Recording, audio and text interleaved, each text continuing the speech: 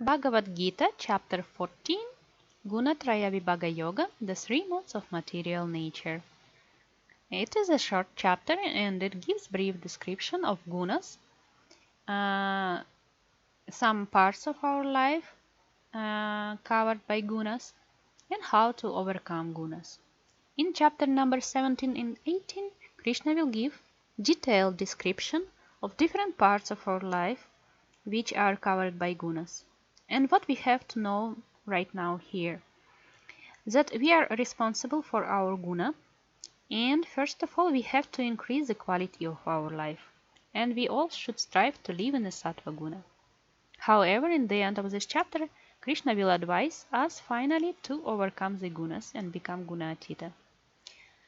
So, first of all, Krishna says that the total material substance, Prakriti, is the womb, and I impregnate it with the individual souls, and thus all living beings are born. So, we have to know that individual soul is a sparkle and part of Krishna, and it has the same nature, Satchidananda, as the nature of Krishna.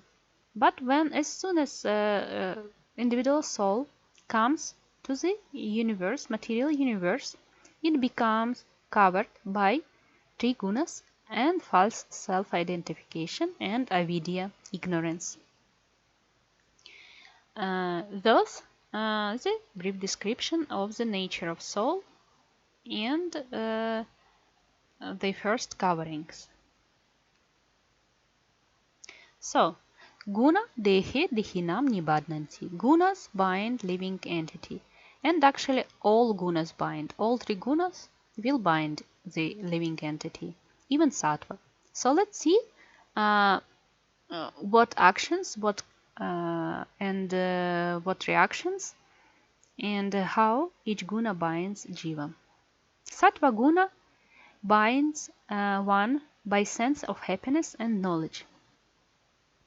Raja guna binds jiva by fruitive actions. Such jivas in Raja guna, they will develop attachment, a lot of desires, and they will put a lot of efforts to attain some material wealth, and they will end up in misery and greed. And Tamaguna binds one to madness, laziness, and sleep. It leads to foolishness. Even death is covered by guna. If one die in a sattva guna, he attains higher planets of sages and demigods. If one dies in Raja's state, he will remain in the earthly planet. And one who will die in a tamaguna, he will get birth in the lower species. So once again, we have to be responsible for our guna. It is what we can choose. We can increase our guna. And even so, when we will increase our guna to sattva guna, from sattva guna we should proceed to vishuddha sattva or gunatita. We have to transcend the gunas.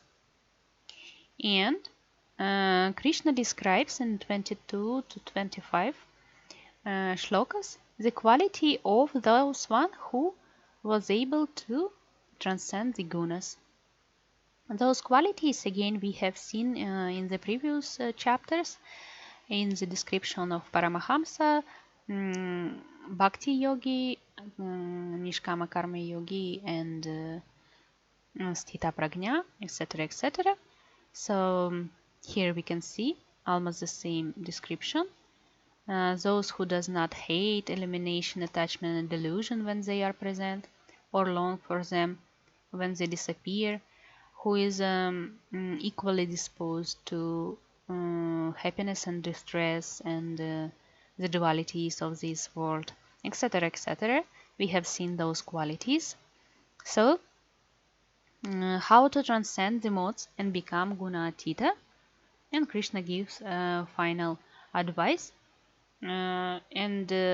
Because we are at the end of the Bhagavad Gita, he will use this word more, bhakti yogena, bhaktya, only by love, by devotional service, unfailing and stable, one can transcend the modes of material nature, and thus he may attain the level of Brahman. So once again, three gunas are described here. We will see better description in the detailed description in the chapter 17 and 18. And we are responsible for our gunas. We have to increase the quality of our life, and we have to transcend the gunas in order to achieve the Vishuddha Sattva state.